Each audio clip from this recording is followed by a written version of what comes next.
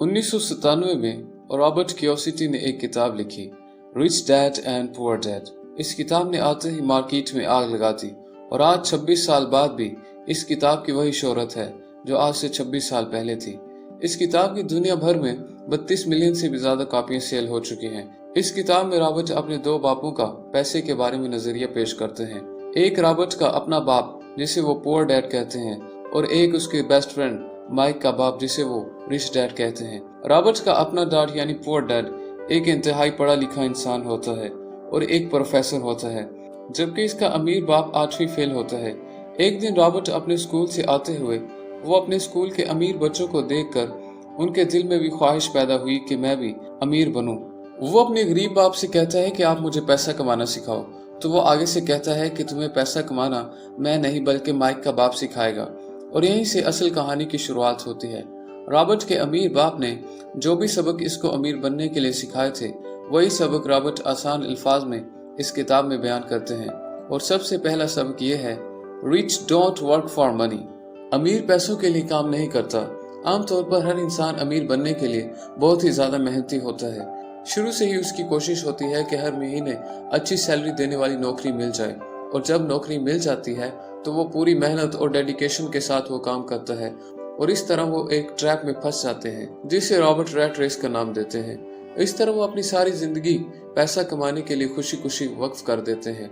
उन्हें पता होता है कि महीने के एंड में उन्हें एक पे चेक मिलने वाला है, तो वो पहले से ही सैलरी को खर्च करने के जरिए ढूंढ रखते हैं और फिर इस तरह उस सैलरी पर डिपेंड करते हुए वो लोन पर एक बड़ा घर ले लेते हैं, गाड़ी ले लेते हैं और फिर सारी जिंदगी के लिए उस ट्रैप में फंस जाते हैं जहां से निकलना बहुत मुश्किल हो जाता है, क्योंकि वो जो चीजें लेते हैं उनका लोन पे करने के लिए उन्हें सालों तक नौकरी करनी पड़ती है और नौकरी से जो पैसा आता है वो मैक्सिमम लोन्स की अदायगी में चला जाता है और इस तरह वो पूरी जिंदगी पैसे के पीछे भागते रहते हैं। जबकि अमीर लोग ऐसा बिल्कुल नहीं करते हैं। वो क्या करते हैं, इसका जवाब अगले पॉइंट में है। सबक number 2, invest in assets not in liabilities.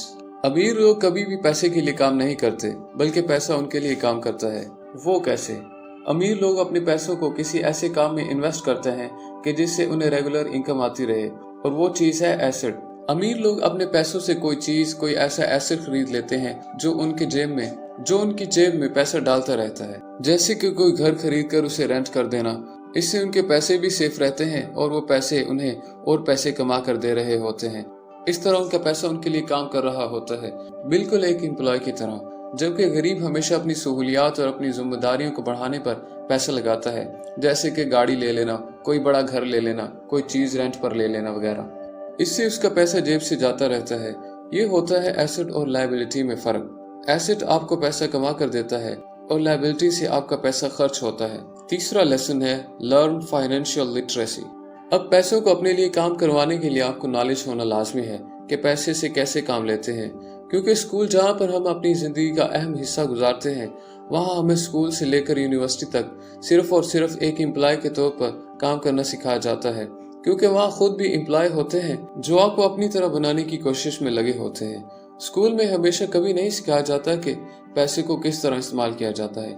इसलिए रॉबर्ट कहते हैं कि अमीर बनने के लिए आपको अपनी फाइनेंशियल एजुकेशन को बढ़ाना होगा। अपने पैसे को सेव करना नहीं बल्कि इन्वेस्ट करना सीखना होगा, क्योंकि नौकरी से कोई भी इंसान अमीर नहीं बन पाता। अमीर बनना सिर्फ उस वक्त मुमकिन होता है कि जब इंसान अपने पैसे को इन्वेस्ट करता है, क्योंकि इन्वेस्टमेंट से इंसान का पैसा भी महफूज रहता है और इसके बढ़ने के चांसेस भी ज्यादा होते हैं। चौथा लेसन है, माइंड योर ओन बिजनेस।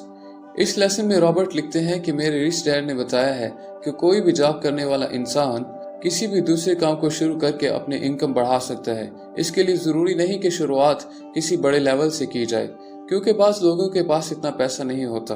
आपकी नौकरी आपका प्रोफेशन होती है, ना कि आपका बिजनेस। आपका बिजनेस वो होगा जो खुद आप शुरू करेंगे।